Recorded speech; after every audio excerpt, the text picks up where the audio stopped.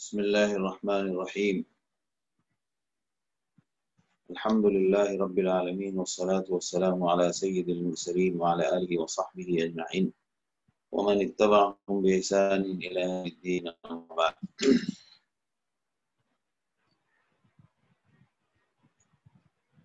اللہ کے فضل اور کرم کی بنیاد پر ہم لوگ نبی کریم صلی اللہ تعالی علیہ وسلم کی سیرت سن رہے ہیں۔ دین سے جڑے رہنے اور اللہ کے رسول کے ساتھ تعلق کو باقی رکھنے کے لیے بہت سارے مضامین ہیں، لہذا قرآن کا درس ہو، تفسیر اور تدبر کے سے اور فقہ پڑھائی جائے، مسائل پڑھائے جائیں، ترغیب و ترہیب کی بات ہو، نصیحت کی بات ہو، امت میں اصلاح کی محنت ہو، اسی طرح سیرت کا عنوان ہو، یہ سارے وہ مضامین ہیں جو اللہ اور اللہ کے رسول کے ساتھ اور اپنے ایمان اور اپنی روح کو تازہ کرنے کے لیے یہ الگ الگ مضامین ہیں، اور بہانے ہیں اپنے ایمان کو تازہ کرنے اور اپنے رشتے کو جوڑے رکھنے کے، لہذا اس کا فائدہ اٹھانا چاہیے۔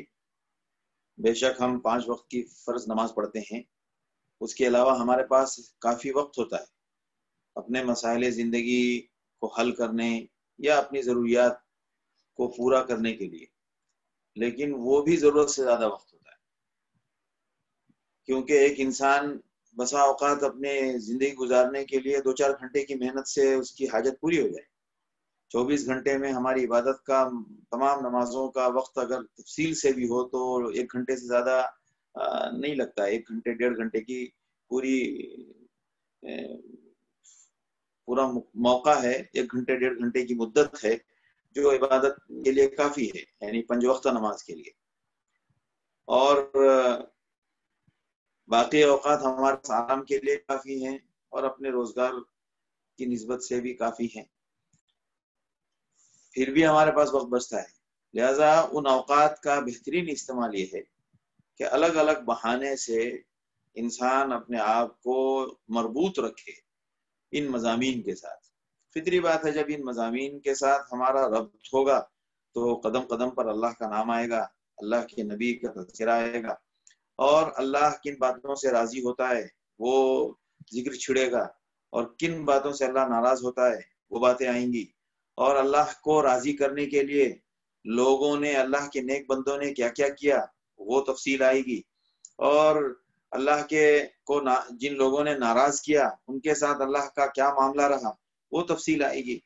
تو بہرحال دونوں شکلوں میں ہمیں فائدہ ہوتا ہے، ہمارا ایمان مضبوط ہوتا ہے اور ہماری روح کو تازگی حاصل ہوتی ہے، اور اس کے برخلاف کام کریں تو ہماری روح کو مردہ کرنے والے، ہمارے ایمان کو کمزور کرنے والے، اور ہمارے اللہ کے ساتھ اور اللہ کے رسول کے ساتھ تعلق کو کمزور کرنے والے بلکہ ختم کرنے والے دلچسپیاں اور سرگرمیاں بہت ہیں۔ تو اب آپ کیا انتخاب کرتے ہیں اور کیا ہماری ترجیح ہے، اسی میں تو ہمارا امتحان ہے، اسی میں ہمارا امتحان ہے کہ ہم ترجیح کس کو دے رہے ہیں۔ ظاہر سی بات ہے ہر وقت جبریل علیہ السلام یا اللہ کا جنود اللہ کا لشکر ہر وقت ڈنڈا لے کے اور سزا کا کوڑا لے کر گشت تو نہیں کرتا ہے، یہ تو امتحان ہے زندگی۔ ہم ترجیح کیا دے رہے ہیں، ہم کس کو فوقیت دے رہے ہیں اور کس کو ہم مقدم رکھ رہے ہیں، یہی تو امتحان ہے۔ لہذا اللہ ہمیں اپنے ساتھ تعلق اور اپنے ساتھ محبت کو اللہ ہماری مضبوط فرمائے، اور اس کو مضبوط کرنے والے جتنے بہانے ہیں ان تمام کے ساتھ اللہ ہمیں وابستہ رکھے۔ تو اس میں سے سیرت کا عنوان بھی بہت اہم ترین عنوان ہے، بہت اہم ترین۔ شرط یہ ہے کہ سیرت کو بایوگرافی اور صرف سوانح زندگی یا تاریخ کے ایک مضمون کے نہ پڑھا جائے، بلکہ اس کو لقد کان لکم فی رسول اللہ اسوۃ حسنہ کی بنیاد پر اور اس نیت سے پڑھا جائے۔ لہذا غزوہ خندق پر ہم لوگوں نے کافی گفتگو کی اور کافی تفصیل سے، اور یہ وہ غزوہ ہے جس کے بارے میں، جس کے خاتمے پر اللہ کے رسول صلی اللہ علیہ وسلم نے یہ فرما دیا تھا، الآن نغزوہم ولا یغزوننا ونحن نسیر الیہم، اب ہم ان کے اوپر چڑھائی کریں گے، اب وہ ہم پر چڑھائی نہیں کر سکتے، اب ہمارے اوپر حملے کی ہمت ان کو اب نہیں ہوگی، اور اب ہم ان کی طرف، ہمارا لشکر اب ان کی طرف بڑھے گا، اب وہ ہماری طرف لشکر کو لے کر آنے کی ہمت نہیں رکھتے۔ ظاہر سی بات ہے، غور کرنے کی بات ہے کہ اللہ اپنے بندوں کے ہمت، اپنے بندوں کے حوصلے اور اپنے بندوں کے زبان اور دل سے اعتماد اور یقین کی بات سننا چاہتا ہے۔ پوری دنیا کے ساتھ ٹکرانے کے لیے ہمیشہ دنیا میں اہل حق کی جماعت بہت تھوڑی ہوگی، وہ تھوڑی جماعت پوری دنیا سے کیسے ٹکرائے گی؟ وہ اللہ نے فرمایا کہ باقی کام ہمارا ہے، جو بھی ہماری بات کرے گا، ہماری بلندی کا تذکرہ کرے گا اور ہماری بلندی کے لیے وہ اپنی زندگی وقف کر دے گا، تو باقی آگے کا جو مرحلہ ہے وہ ہمارا ہے۔ ہم آپ کی طرف سے یہ دیکھنا چاہتے ہیں، ہم آپ کی طرف سے آپ کا جذبہ، ہم آپ کی طرف سے آپ کا حوصلہ، ہم آپ کی طرف سے آپ کا عزم دیکھنا چاہتے ہیں، ہم آپ کے ارادے دیکھنا چاہتے ہیں، ہم آپ کی طرف سے سب کچھ آپ کے پاس ہو، آپ کے پاس فوجی، مطلب آپ کے پاس ہتھیار کا خزانہ ہو، آپ کے پاس فوجوں کی بھرمار ہو، آپ کے پاس اسباب کی ریلم ریل ہو، یہ ہم نے آپ سے مطالبہ بھی نہیں کیا، اور ہم چاہتے ہیں، ہمارا جو سوچنے کا معیار ہے وہ بالکل الٹا ہے، اور اللہ کا جو نظام ہے، اللہ کی جو سنت ہے، وہ ہماری سوچ کے بالکل مخالف ہے، لہذا ہم اسی لیے ہم ناکام ہوتے ہیں۔ ہماری ناکامی کی وجہ یہ ہے کہ آپ بہت پڑھ لیں، آپ بہت تعلیم حاصل کر لیں، آپ اسباب بہت جمع کر لیں، آپ افراد بہت جمع کر لیں، اور دل اگر اللہ کے لیے قربان ہونے کے لیے تیار نہ ہو تو سارے اسباب بیکار ہیں، اور ساری مثال کے طور پر ایک بندہ ڈرپوک ہے، ایک ڈرپوک آدمی کے ہاتھ میں آپ ڈنڈا دے دیں اور سامنے سانپ آ رہا ہو، آپ اس سے کہیے کہ ذرا اس سانپ کو مارو، تو کیا وہ بندہ وہ ڈنڈے لے کر سانپ کو مار دے گا؟ وہ ڈنڈا بھی پھینک دے گا، خود بھی بھاگ جائے گا اور سانپ کو بھی چھوڑ دے گا۔ اور جو بندہ ہمت والا ہے تو اگر اس کے پاس ڈنڈا نہ بھی ہو تو وہ کوئی نہ کوئی ایسی ترتیب نکالے گا کہ اس سانپ کو مارے یا سانپ کو بھگائے یا سانپ کو آگے نہ بڑھنے دے، وہ وہیں پر کھڑا کھڑا کوئی نہ کوئی ترتیب ڈھونڈے گا۔ اور سانپ وہی مخلوق ہے، سانپ جو ڈنڈے ہونے کی حالت میں جو اس کی صورتحال ہوتی، وہ بغیر ڈنڈے کے بھی اس کو وہ تھوڑی پہچانتا ہے کہ اس کے ہاتھ میں ڈنڈا ہے، وہ تو کوئی بھی چیز آدمی اس کی طرف بڑھے، اب آپ لوہے کا ڈنڈا لے لیں، آپ لکڑی کا ڈنڈا لے لیں، یا آپ فوم کا ڈنڈا لے لیں، یا آپ اسپنج کا ڈنڈا لے لیں، اس سانپ کے سامنے تو سب برابر ہے، اس کو تو ایک چیز نظر آئے گی، کچھ حرکت کی چیزیں نظر آئیں گی، وہ تھوڑی یہ پہچانتا ہے کہ یہ آدمی ہے، یہ اس کا منہ ہے، یہ اس کا پیر ہے، یہ اس کا ہاتھ ہے، وہ تو چیزیں جانتا ہے، بس ایک چیز ہے، اس کے ساتھ یہ ساری چیزیں لگی ہیں، اب اس کا ادراک کیا ہے وہ تو ہم نہیں جانتے۔ تو خلاصہ یہ کہ اگر ہمارا باطن اور ہمارا دل اگر قربانی دینے کے لیے اور مقابلے کے لیے تیار نہیں ہے تو لاکھ اسباب پڑے ہوں۔ اور اسباب کی بات ہمیشہ غور کیجئے گا، اسباب کی بات عموماً وہی لوگ کرتے ہیں جو حوصلے کے کمزور ہوتے ہیں۔ جو حوصلے کے لوگ ہوتے ہیں وہ اپنے پاس موجود اسباب کے ساتھ وہ آگے بڑھنے کی کوشش کرتے ہیں، یہ عام سی بات ہے۔ تو ہمارے یہاں مجھے اصل میں بہت لوگوں کے ساتھ اٹھنے بیٹھنے اور مشوروں میں بیٹھنے کا بہت اتفاق ہوا، تو میں نے عام طور سے جو زیادہ پڑھے لکھے لوگ ہیں اس زبان سے یہ بات عموماً سنی، اور ہمیشہ ان کو بس دو ہی چیز کی پرابلم ہے، کیا؟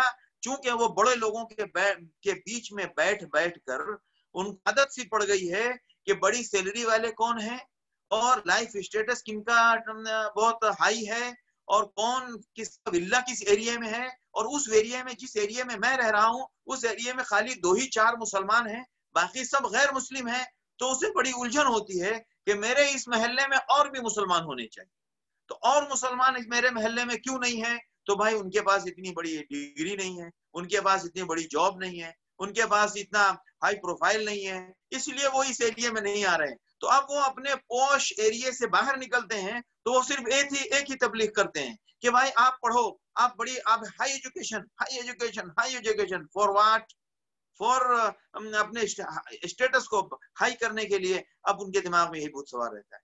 تو اب ظاہر سی بات ہے جو جہاں زندگی گزار رہا ہے اس کے دماغ میں وہی بات بیٹھی رہے گی. تو اسی لیے ان ساتھیوں کے مشورے پر تعجب ہوتا ہے کہ ان کو دو ہی چیزیں، تعلیم بڑی ہو، آپ کی تجارت بڑی ہو، یہ دو چیز. ہمارے مسلمان بزنس میں نہیں ہے، ہمارے مسلمان بزنس میں نہیں ہے. عجیب بات ہے. آپ کو دنیا میں غلبہ چاہیے، اس کے لیے تو نہ بہت بڑی ایجوکیشن کی ضرورت ہے اور نہ بہت بڑی تجارت کی ضرورت ہے. اللہ نے اس دور میں اس ٹیکنک سے بھری ہوئی سیلاب کی دنیا میں اللہ نے دو طاقتوں کو ٹکرایا. ایک طاقت کے پاس بھرپور ٹیکنک اور اسباب اور اس نے بیوقوف بنا کر دوست کو بھی دشمن بنا دیا، اور وہ سب مل کر ایک بے سہارا اور ایک بے اسباب قوت کے ساتھ لڑا دیا. اس کے پاس تعلیم بھی کم، اس کے پاس ٹیکنالوجی بھی کم.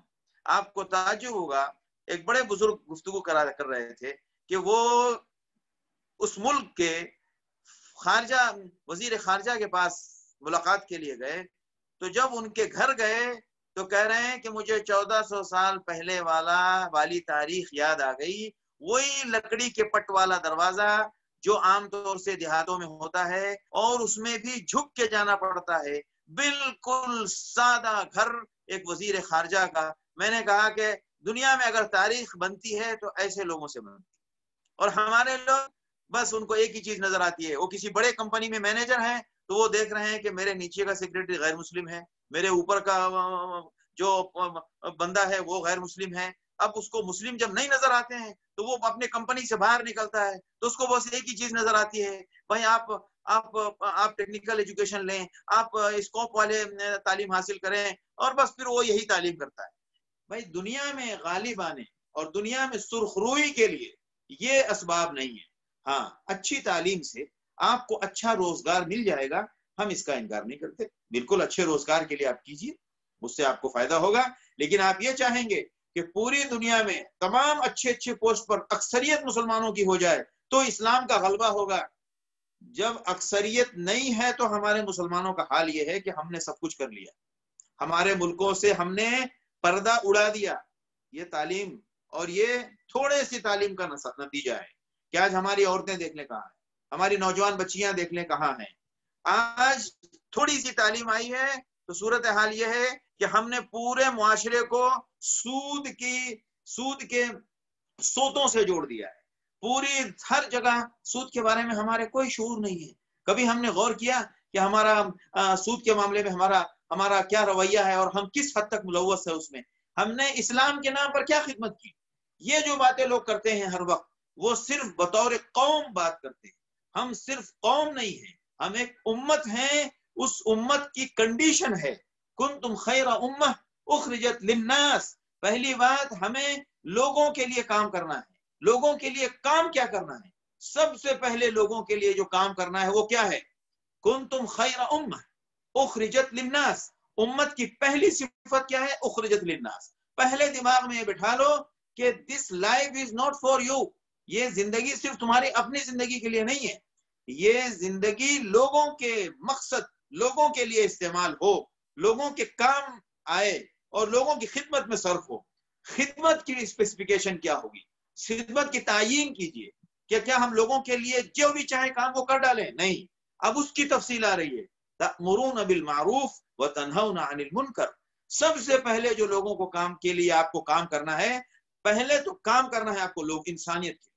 اور جب انسانیت کے لیے آپ کام کریں گے تو کام کیا کریں گے؟ کام کی ڈیٹیل بھی چاہیے نا. تو کام کا ڈسکرپشن یہ ہے تأمرون بالمعروف وتنہون عن المنکر. لہذا سب سے بڑا کام یہ ہے کہ لوگوں کے اندر اچھائی پھیلاؤ اور لوگوں کو برائیوں سے روکو.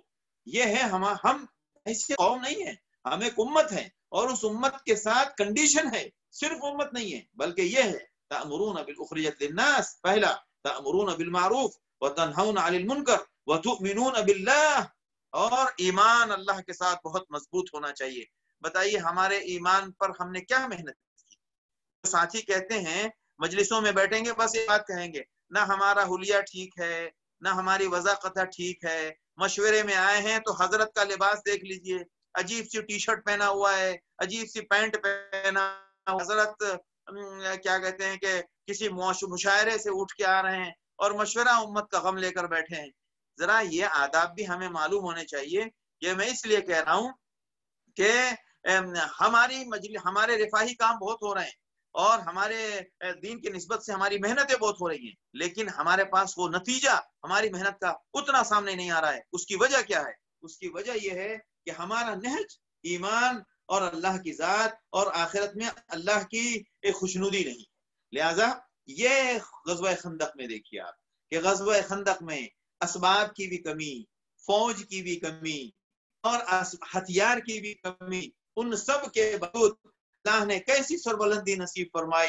ایک بندہ، ایک دشمن جو گھر میں تھا، جو مطلب اپنے معاہدے کے تحت اسے ہمیں ساتھ رہنا تھا، اس نے بھی اپنی دشمنی کا اعلان کر دیا اور ساتھ چھوڑ دیا۔ یہ اور خطرے کی بات ہو گئی کہ گھر کے باہر سے بھی خطرہ، گھر کے اندر بھی خطرہ، وہ سب خطرات بڑھتے جا رہے ہیں۔ اور اس کے بعد اللہ نے کس طرح سے غلبہ دیا اور کس طرح سے اللہ نے فتح نصیب فرمائی، یہ ہے غور کرنے کی بات، بار بار سننے اور سمجھنے کی بات ہے۔ اور ایک بات یاد رکھیں، اللہ کے رسول صلی اللہ علیہ وسلم نے آخر میں یہ کیوں فرمایا کہ اب جب آپ صلی اللہ علیہ وسلم نے نعیم ابن مسعود نے آ کر وہ تینوں قبیلوں میں جا کے کہہ دیا کہ بھائی دیکھو ایسا ایسا معاملہ ہے، وہ وہیں سے ان کا جو جسے کہتے ہیں نا ریورس گیئر لگ گیا اور وہیں سے ان کی واپسی کا دروازہ کھلا ہے۔ اس کے بعد تیز ہوا چلی، وہ تیز ہوا نے ان کی ہمت اور توڑ دی اور آپ صلی اللہ علیہ وسلم نے حضرت حذیفہ ابن یمان کو بھیجا۔ تو جب انہوں نے یہ اعلان سنا کہ ابو سفیان اپنی سواری پر سوار ہوئے اور انہوں نے کہا بھائی میں تو نکلا، تم میں سے جس کو نکلنا ہے نکلو۔ اب ظاہر سی بات ہے جب سردار واپس جائے گا تو سب واپس جائیں گے، لہذا اگلے دن صبح فجر ہونے کے بعد تک پورا میدان خالی تھا۔ لہذا آپ دیکھیں قرآن نے اسی کو کہا ہے کہ وَكَفَ اللَّهُ وَرَدَّ اللَّهُ الَّذِينَ كَفَرُوا بِغَيْظِهِمْ لَمْ يَنَالُوا خَيْرًا وَكَفَ اللَّهُ الْمُؤْمِنِينَ الْقِتَالَ وَكَانَ اللَّهُ قَوِيًّا عَزِيزًا۔ ضروری نہیں ہے کہ آپ کو لڑنا پڑے، ضروری نہیں ہے کہ شہادتیں ہوں، ضروری نہیں ہے کہ ٹکراؤ ہو، ضروری نہیں ہے کہ ہتھیار استعمال کرنا پڑے۔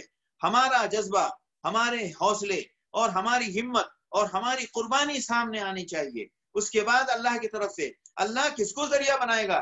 آج پوری دنیا کی نیوکلیائی طاقتیں اکٹھا ہو جائیں اور ہمارے پاس کچھ نہ ہو، لیکن اگر ہمارا حوصلہ اور اللہ کے کلمے کی بلندی اور اپنے ایمان کی حفاظت اور کفر کے ساتھ عدم اتفاق اور کسی قسم کا سمجھوتا منظور نہ ہو، ان حالات میں ہم سامنے تو آئیں۔ ہم تو چاہتے ہیں کہ ہماری زندگی مزے کی ہو، ہم تو چاہتے ہیں کہ ہمارا گھر خوبصورت ترین ہو، ہم چاہتے ہیں کہ دنیا کی تمام سہولیات ہمارے ساتھ موجود ہوں، ہم چاہتے ہیں کہ بڑی بڑی بلڈنگیں اور دنیا کا زرق برق دنیا کو جنت نظیر بنا دیں۔ ہم ان جذبوں کے ساتھ تو محنت کر رہے ہیں، تو پھر ان جذبوں کے ساتھ اللہ نے فرمایا کہ جنت تو ہم نے وہاں بنا رکھی ہے، اگر تم جنت کا خواب یہاں دیکھتے ہو تو پھر یہاں تمہارے ساتھ اللہ کی مدد نہیں آئے گی، اور جب اللہ کی مدد نہیں آئے گی تو ان یخذلکم فمن ینصرکم من بعد اللہ، اگر تم کو اللہ نے تمہارا ساتھ نہیں دیا تو پھر تمہاری مدد پھر اور کون کرے گا؟ کوئی ہتھیار مدد نہیں کرے گا اور کوئی فوج تمہارے لیے کارگر نہیں ہوگی۔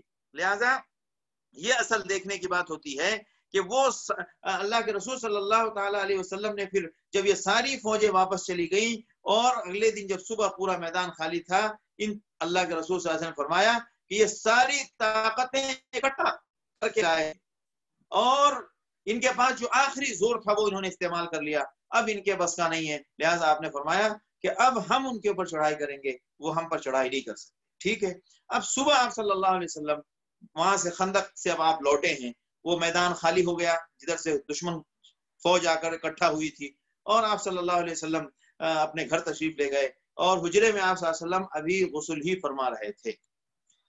اتنے میں حضرت جبرائیل علیہ السلام پہنچے۔ فوج تو فجر سے پہلے رات ہی کے آخر مرحلے میں دشمن جو کفار تھے وہ مطلب مدینے سے واپسی ان کی ہو گئی تھی اور صبح ہوتے ہوتے تک تقریباً میدان خالی ہو گیا تھا، پورا چٹیل ہو گیا تھا۔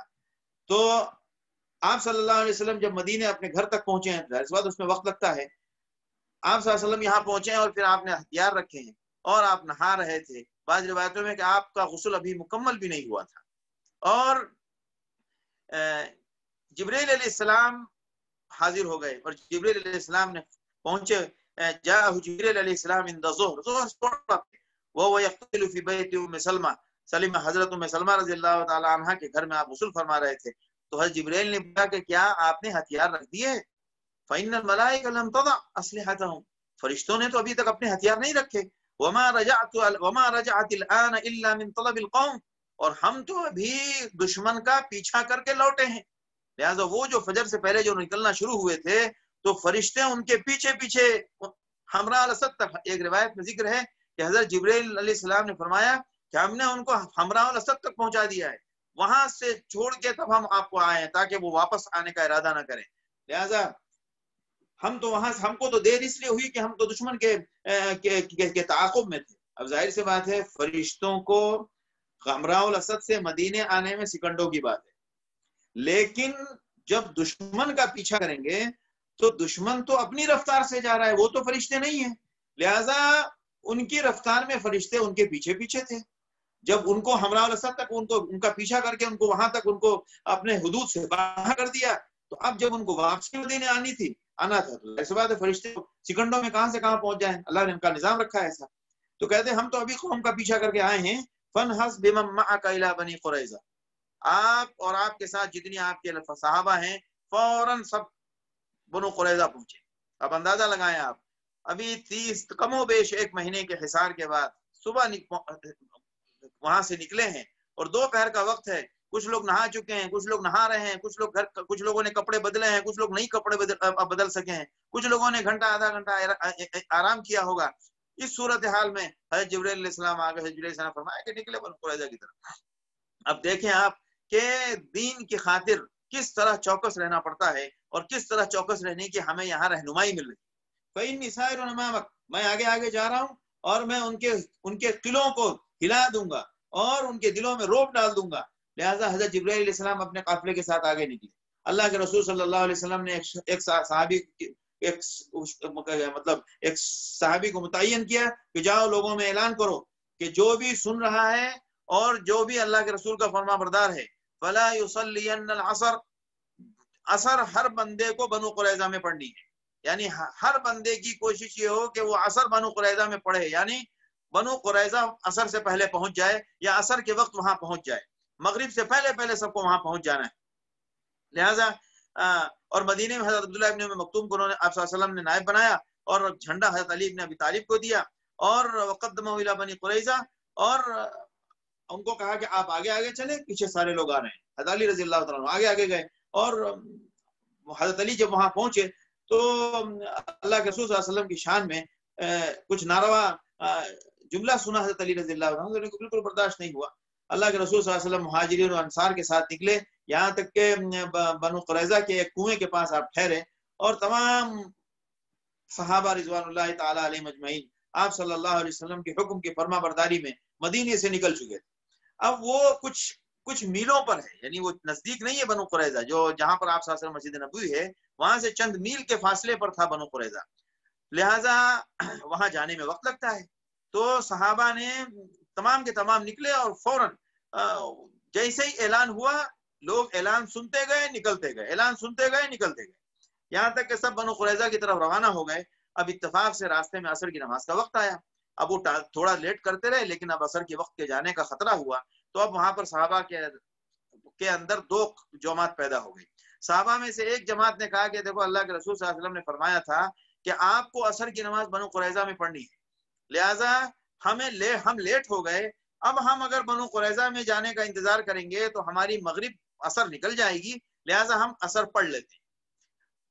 دوسرے صحابہ کی ایک جماعت انہوں نے کہا کہ نہیں، اللہ کے رسول صلی اللہ علیہ وسلم نے کہا ہے کہ عصر وہیں پڑھنی ہے، تو اب وقت رہے یا وقت نکل جائے ہم عصر بنو قریظہ میں ہی جا کر پڑھیں گے، لہٰذا ایسا ہی ہوا۔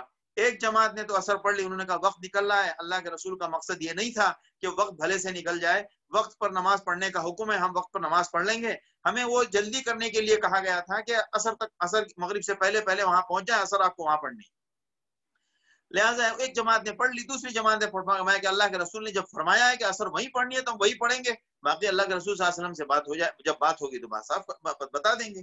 لہٰذا یہ جماعت ہوئی، ایک نے نہیں پڑھا اور ایک جماعت نے پڑھ لیا، یہاں تک کہ جب وہ حتیٰ رجال من صلی العصر بعد عشاء الاخرہ، یعنی مغرب کے بعد پہنچے وہ، تو ان میں سے کہا کہ جب یہ لوگ پہنچے وہاں تو اللہ کے رسول صلی اللہ تعالیٰ علیہ وسلم کے سامنے یہ بات رکھی گئی، تو آپ صلی اللہ علیہ وسلم نے دونوں جماعت میں سے کسی کو بھی آپ صلی اللہ علیہ وسلم نے غلط نہیں کہا، کیونکہ اس مفہوم سے اس جملے سے دونوں باتیں نکلتی تھی۔ تو یہیں سے ہمارے علماء فقہا اور فقہ اسلامی میں اس بنیاد پر بہت بڑا اصول بنا ہے کہ ایک جملے کے اگر دو مفہوم ہو سکتے ہیں تو وہ دونوں غلط نہیں ہوں گے، ایسا فقہ میں بہت ملتا ہے۔ بہرحال اب جناب یہ پہنچ گئے وہاں، تمام صحابہ پہنچ گئے اور اللہ کے رسول صلی اللہ علیہ وسلم پہنچ گئے۔ اب پہنچنے کے بعد اب فطری بات ہے، آپ وہ سین یاد کریں پیچھے والے جو ہم غزوہ خندق کے بیچ میں بولتے آئے تھے کہ حیی ابن اخطب جو بنو نذیر کے سردار تھے، جو بنو نذیر کا سردار تھا، اور اتفاق ہے کہ اس کی صاحبزادی حضرت صفیہ بنت حیی ابن اخطب رضی اللہ تعالی عنہ ام المومنین ہے۔ یہ بندہ وہ ہے جو غزوہ خندق کے جب یہ لوگ ناکام ہو رہے تھے اور جب انہیں کچھ نہیں سمجھ میں آیا تو ان کو ایک حکمت سوچی کہ بنو قریظہ کو جا کے ورغلاتے ہیں اور ہم بنو قریظہ کو بولتے ہیں کہ تم ادھر سے حملہ کرو، کیونکہ ہم کو تو ادھر سے حملہ کرنا ہمارے لیے مشکل ہو رہا ہے۔ لہٰذا یہ بندہ ہوئے ابن اخطب تھا اور اس نے کہا کہ اگر ہم لوگ کچھ بات بگڑ گئی تو پھر میں تمہارے ساتھ آؤں گا۔ لہٰذا خندق میں سارے لوگوں کی واپسی کے بعد حیی ابن اخطب بنو قریظہ کے محلے میں چلا گیا اور ان کے قلعوں میں چلا گیا کہ میں نے وعدہ کیا تھا، لہٰذا میں اپنا وعدہ پورا کرنے آیا ہوں۔ تو یہ بندہ وہی تھا۔ اب بنو قریظہ کے اوپر حصار، ہمیں یاد ہے کہ اللہ کے رسول بنو قریظہ نے پہلا عہد کس کے ساتھ توڑا؟ اللہ کے رسول صلی اللہ علیہ وسلم کے ساتھ، اور یہود کی یہ پرانی عادت ہے، لہٰذا پہلا معاہدہ انہوں نے ان کے ساتھ توڑا، اللہ کے رسول صلی اللہ علیہ وسلم کے ساتھ، اور اس بیچ میں انہوں نے معاہدہ کر لیا قریش کے ساتھ اور بنو قریظہ کے ساتھ۔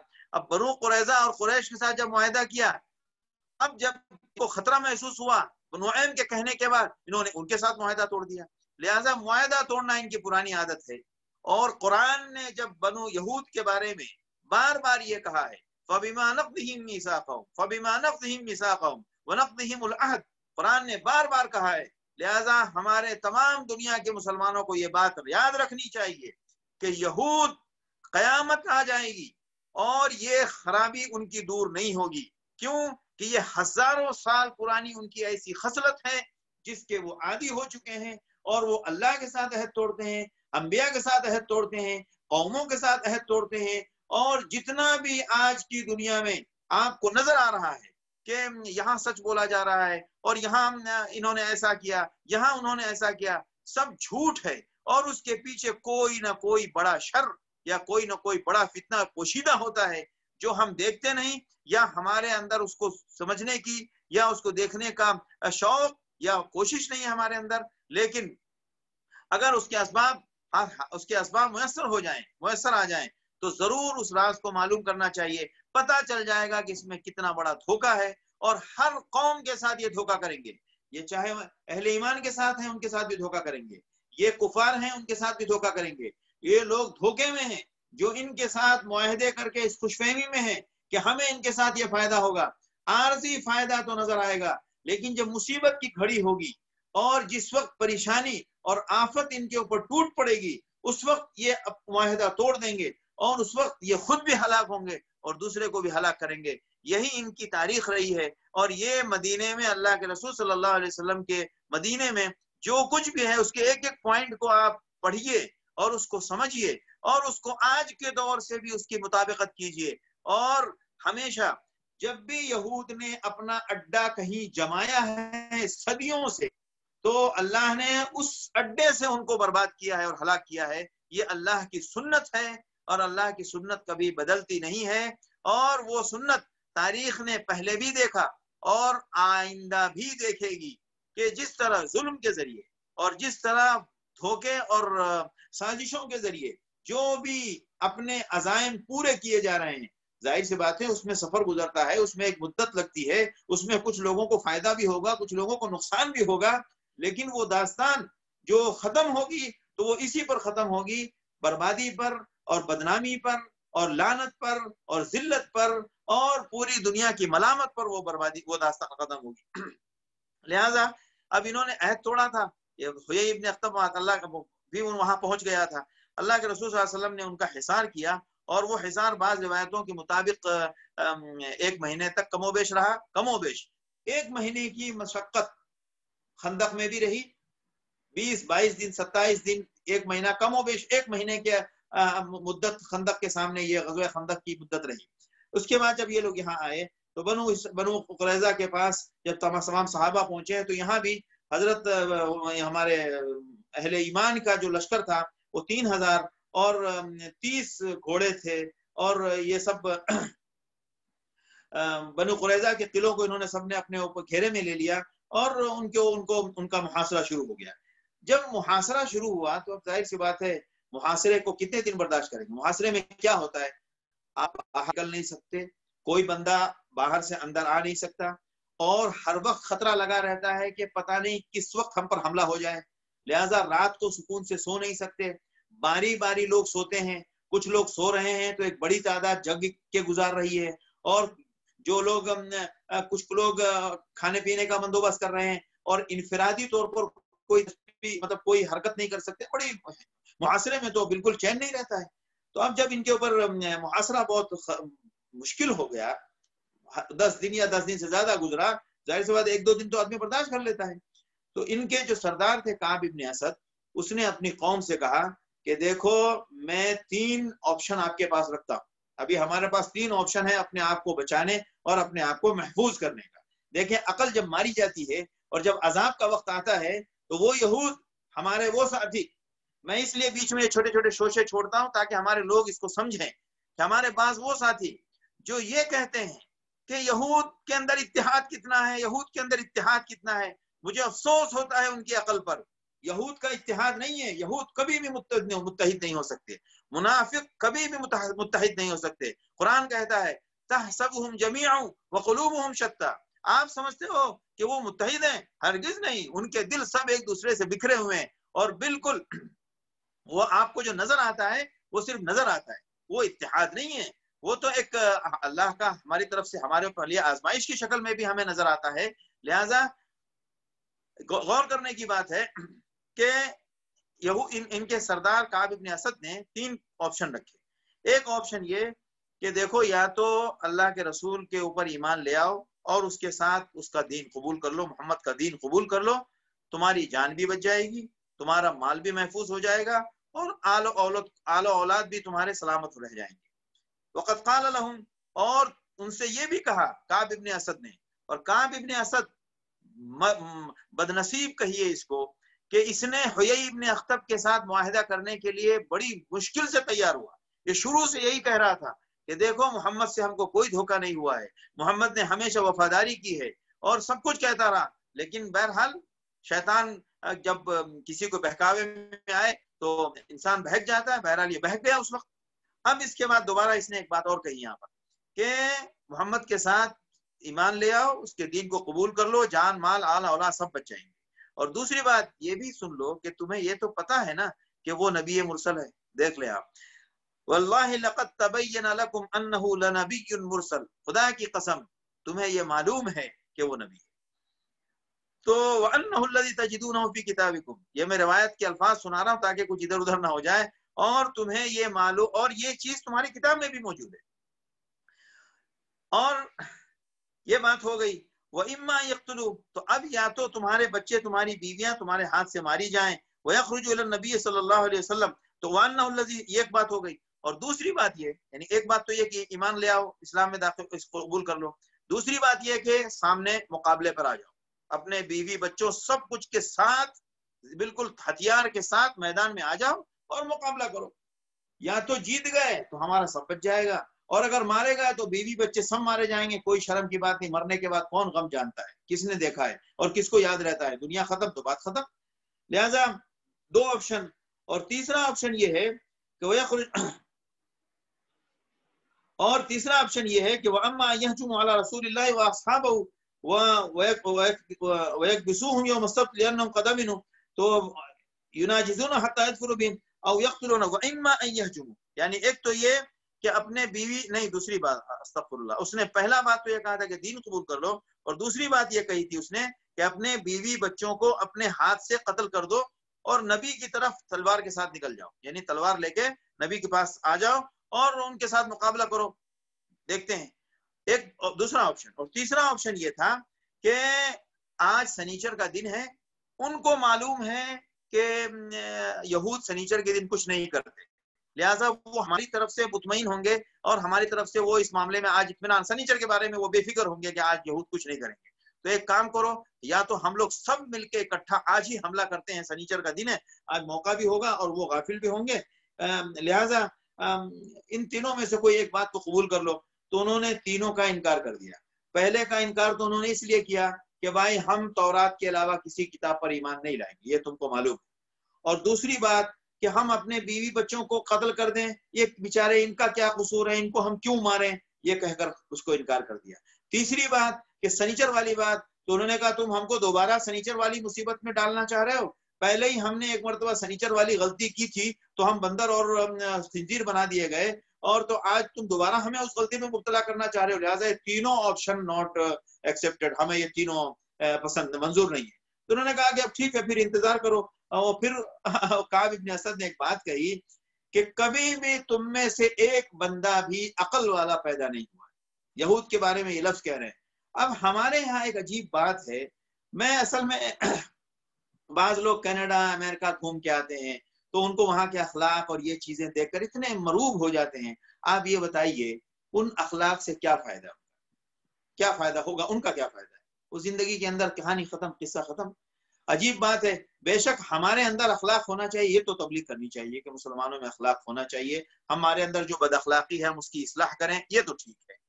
लेकिन उनके अखलाक से मरऊब हो जाना, बेशक ये भी अच्छी बात है कि कोई अखलाक किसी दूसरी कौम में मौजूद हो तो उससे फायदा उठाना चाहिए, गैरत भी दिलानी चाहिए कि यार देखो उनके अंदर अच्छे अखलाक हैं, हम वो सच बोलते हैं, हम झूठ बोलते हैं, कितनी गंदी बात है, ये अच्छी बात है। लेकिन एक गौर करने की बात है कि इन सब बातों के लिए अकल काम कर रही है, लेकिन इस बात के लिए अकल काम नहीं कर रही है कि हमें मरना है, आखिरत का दिन है, इन सब चीजों का कोई होश हवास नहीं। तो वही काब इब्न असद इंज़िआज व गज़ब, गुस्से में आके और झिंझिला के काब इब्न असद ने कहा मा बात रजुलुन मिनकुम मुंज़ु वलदतहु उम्मुहु लैलतन वाहिदा मिन अद-दहर हाज़िमन। ये जुमला तकरीबन तमाम सीरत निगारों ने लिखा है कि तुम में से पैदाइश से लेके मरने तक एक जमाने से कोई भी बंदा अक्लमंद पैदा नहीं हुआ। अब ये इस जुमले पे गौर कीजिए, ये काब इब्न असद खुद कह रहा है। अक्लमंदी किसे कहते हैं? दुनिया के मामलात में शर करना, साजिश करना, फितना करना और पूरी दुनिया में खलफशार मचाना, ये कोई अक्लमंदी की बात नहीं होती है, ये तो फितने की बात होती है, ये तो नाअक्ली की बात होती है। ये अक्लमंदी का काम तो इंसाफ का है। लिहाजा आप ये बताइए, जुर्म करने के लिए अकल चाहिए या इंसाफ करने के लिए अकल चाहिए? भाई मुजरिम तो पागल होता है, मुजरिम तो बेअकल होता है, अक्लमंद मुनसिफ होता है। लिहाजा अकल की बात ये नहीं है कि हम जनाब पूरी दुनिया में शर करें और फितना करें। हमें बहरहाल मुसलमानों को कम से कम यहूदियों से और उनकी हिकमत से और उनके तरीके से, अक्सर साथी हमारे कहेंगे अरे यहूद तो 200 साल की पहले 200 साल की पहले ही सोच लेते हैं, 1000 साल का प्लान करके सोचते हैं। ये फितना है, बेवकूफ है, वो एक नंबर बेवकूफ है जो 1000 की सोच 1000 साल की सोच रहा है। 1000 साल की वो क्यों सोच रहा है जब उसको पता ही नहीं कि मैं कितने दिन तक जिंदा रहूंगा।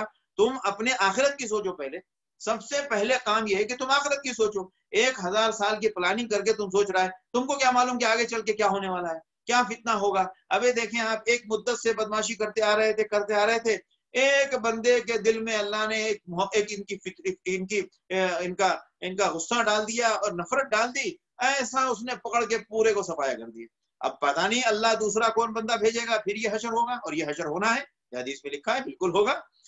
हमारे साथ जो हम मार खा रहे हैं इसमें हमारे गुनाहों का कसूर है, इसमें हमारी दुनियादारी और हमारी आसाइश परस्ती और गफलत, इन सब चीजों का कसूर है। हमारे साथ जो हो रहा है उसमें हम कसूरवार हैं, उनका कमाल नहीं है, उनकी नेकी और उनकी खूबियों की वजह से नहीं है। हमारे ऊपर जो आजमाइश और इम्तिहान आ रहा है उसमें हमारे गुनाहों का कसूर है।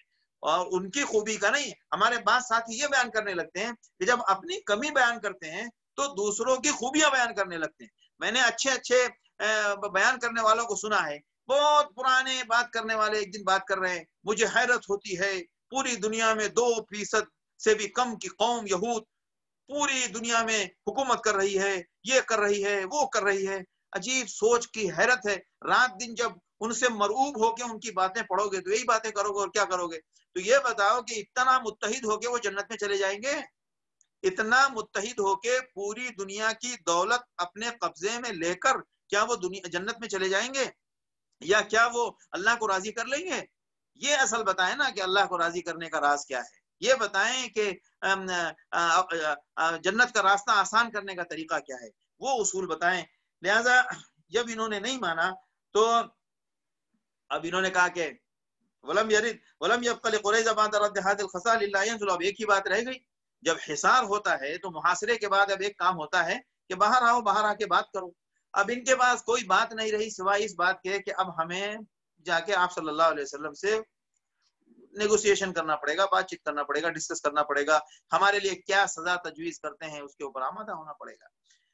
تو انہوں نے کہا کہ بھائی ابو لبابہ ایک صحابی ہیں، ابو لبابہ ہمارے ساتھ بہت ہمارا ان کا پرانا معاملہ ہے اور ہمارے حلیف بھی ہیں، لہٰذا آپ ان کو بھیج دیں ہمارے پاس. ہوتے ہیں نا بہت سارے قوم، کچھ بہت سارے لوگوں کا کہیں آنا جانا بہت ہوتا ہے. تو حضرت ابو لبابہ رضی اللہ تعالیٰ عنہ کو انہوں نے بلایا. تو حضرت ہم ان سے تھوڑا سا مشورہ کرنا چاہتے ہیں. تو حضرت ابو لبابہ جب ان کے پاس گئے ہیں تو ان کے مرد بوڑھے چھوٹے سب جمع ہو گئے اور ان کے پاس عورتیں رونے لگی. وجہش النساء والصبیان یبکون فی وجہہ، یعنی بچے بڑے بوڑھے سب ان کے پاس کھڑے ہو کے رو رہے، یعنی کراہ رہے ہیں کہ کیا ہوگا بھائی، ہمارے لیے آپ کوئی مشورہ دیجئے، اچھی رائے بتائیے، اچھا مشورہ دیجئے. یہ سب بات وہ کر رہے تھے. تو حضرت ابو لبابہ کو بڑا رحم آ گیا. مسلمان ہے نا، نبی کا ساتھی ہے اور صحابی ہے، تو رحم تو آئے گئی.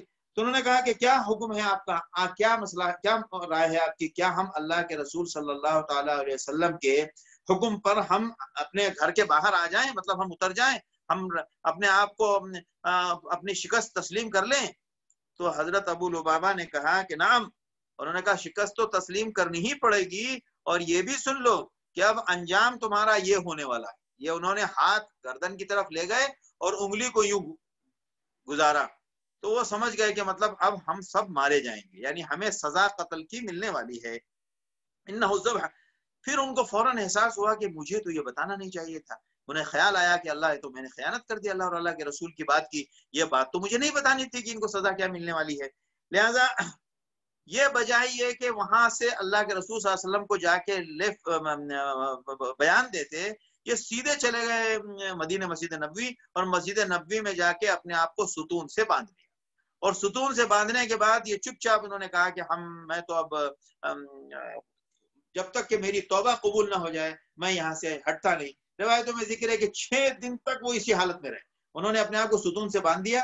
ان کی اہلیہ آتی تھی اور ان کو کھول دیتی تھی، وہ وضو کرتے، وضو سے اپنی حاجت سے فارغ ہوتے، نماز پڑھتے، پھر ستون میں بند جاتے. یہ سلسلہ لگاتا رہا. انہوں نے اپنی اہلیہ کو کہا تھا کہ میرا آ کے میرے رسی کھولو، میں نماز وماز سے اپنی حاجت سے فارغ ہو جاؤں گا، پھر مجھے ستون سے باندھ دینا. اب دیکھیں آپ نماز کا کتنا ان کو مسئلہ بنا ہوا ہے اور کتنی ٹینشن بنی ہوئی ہے نماز کی، کہ نماز کے وقت نماز کے اندر کوتاہی نہیں. لہذا حضرت کیا کہتے ہیں کہ ابو لبابہ رضی اللہ تعالیٰ نے جب یہ کہا تو اب حضرت ابو لبابہ تو وہاں چلے گئے. اللہ کے رسول صلی اللہ علیہ وسلم نے پوچھا کہ ارے ابو لبابہ جو گئے تھے، انہوں نے بلوایا تھا مشورہ کرنے کے لیے، ابو لبابہ کہاں ہے؟ تو ابو لبابہ کی تلاش جاری ہوئی. تو ابو لبابہ کو تلاش کرے کہ اللہ کے رسول ہم نے نہیں دیکھا، کہاں گئے، یہاں بھی نہیں نظر آ رہے، وہاں بھی نہیں نظر آ رہے. تو ایک صحابی مدینے سے آ رہے تھے، اور جب آئے کسی ضرورت سے گئے تھے، جب وہ واپس آئے تو انہوں نے کہا یا رسول اللہ، میں نے تو حضرت ابو لبابہ کو دیکھا ہے کہ انہوں نے اپنے آپ کو ستون سے باندھا ہوا ہے مسجد نبوی میں.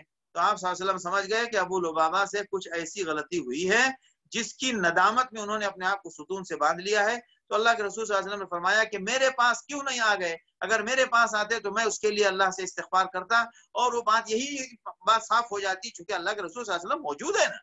لہذا آپ نے فرمایا کہ اب تو بس اللہ کے حوالے، اس نے اپنا کیس ڈائریکٹ سپریم کورٹ میں ڈالا ہے، تو اب سپریم کورٹ سے ہی اس کا فیصلہ آئے گا، تبھی کچھ ہوگا.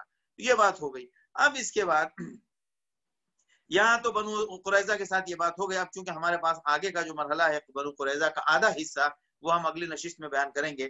اصل میں اس قصے کو ہم 15 سے 20 منٹ میں بیان کر سکتے ہیں، لیکن ہمارے لیے بات یہ ہے کہ ہمیں اس دور میں ایسے حالات میں جو ہمیں اس سے نتیجہ اور جو ہمارے لیے خاص مواد ہے، جو ہمارے ہمت حوصلے کی باتیں موجود ہیں، ہم اس سے اپنے ہمت اور اپنے ایمان کو مضبوط کرنے کے لیے اتنی تفصیل کے ساتھ بات کر رہے ہیں. میں بیچ میں ایک بات پھر بھی بھول گیا کہ وہ جو نماز بنو اس قریظہ کے ساتھ جو نماز پڑھنے کا معاملہ آپ صلی اللہ علیہ وسلم کو نے فرمایا تھا کہ اثر بنو قریظہ میں پڑھیں.